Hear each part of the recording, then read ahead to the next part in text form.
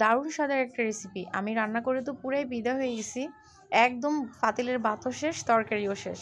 কি আর বলবো, জাস্ট অসাধারণ। তো চিংড়ি মাছ দিয়ে ঢেঁড়সের এই তরকারিটা তোমরা একবার হলো বাসায় ট্রাই করবে। তো আজকে আমি আমার এই পছন্দের রান্নাটা তোমাদের সাথে শেয়ার করেছি। চলো বন্ধুরা শুরু করি।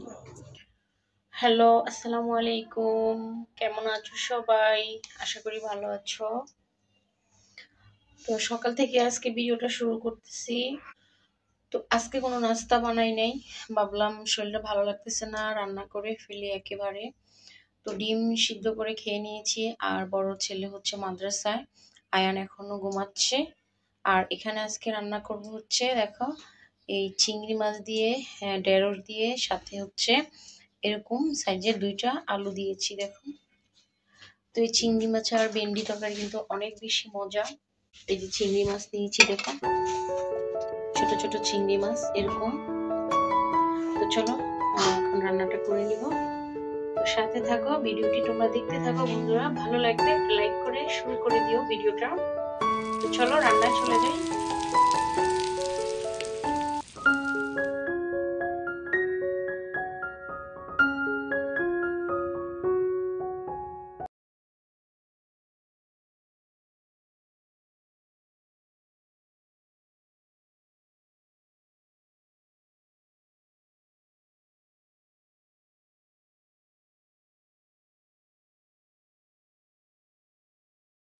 তো দেখো, এখন হচ্ছে দিয়ে দিলাম সব মশলাপাতি যা যা লাগে, আদা রসুন পেঁয়াজ মরিচ, তারপরে হলুদ জিরা।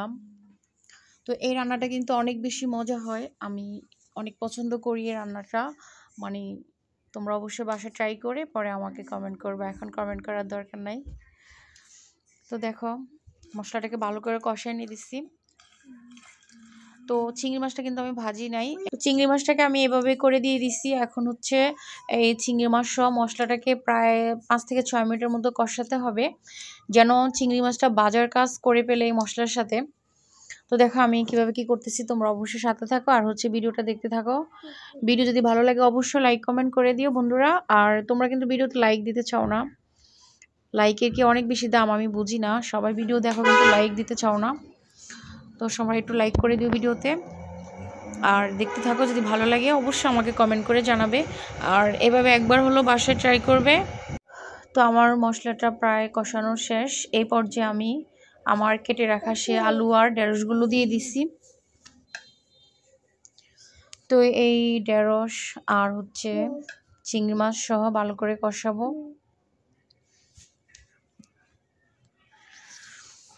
তো দেখো বন্ধুরা, কালারটা যত সুন্দর হয়েছে, খেতেও কিন্তু অনেক বেশি মজা হয়েছে। কথা আছে না, দেখতে সুন্দর যাকে খাইতে সুন্দর তাকে। তো আমার হচ্ছে 50% আমি কষায় নিছি, এই পর্যায়ে আমি 2টা টমেটো অ্যাড করে দিছি। টমেটো হচ্ছে এমন একটা জিনিস, এটা যে কোনো তরকারির সাথে অ্যাড করা যায়, তরকারির টেস্ট কিন্তু দারুণ আসে আর অনেক ভালো হয়। তো আমার এই তরকারিটা কিন্তু আমার আফিফায়ন কিন্তু ওরা কিন্তু সব তরকারি খায় না, ওরা অনেক বেশি মজা করে খেয়েছে। আর ঢেঁড়স কিন্তু প্রচুর পরিমাণে হেলদি, এটা আমরা সবাই জানি, প্রচুর পরিমাণে ভিটামিন আছে। তো তোমরা চাইলে এভাবে করে রান্না করে নিতে পারো। আর বাচ্চারা কিন্তু এই তরকারিটা অনেক বেশি পছন্দ করে, যেহেতু আমার ছেলেরা পছন্দ করছে, তো আমি মনে করি সব বাচ্চারাই করবে, যেহেতু ওই তরকারিটা একটু লাচা লাচা হয়, তার জন্য আর কি। তো শেষের দিকে আমি কয়েকটা কাঁচামরিচ অ্যাড করে দিলাম, দেখো, জাস্ট অসাধারণ, মানে কি বলবো।